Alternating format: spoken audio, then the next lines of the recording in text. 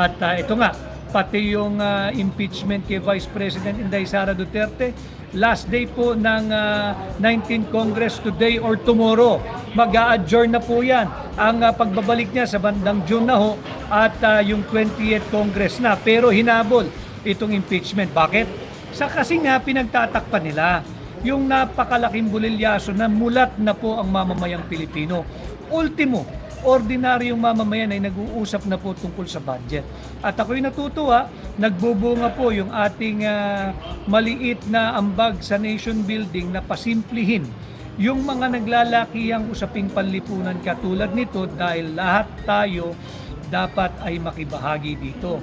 Lahat tayo dapat ay may say, may opinion, may paninindigan, whether kayo ay sang-ayon o hindi sa aking posisyon. Importante, kasali kayo dahil pera nyo po ang linulustay ng mga tiwaling mangbabatas.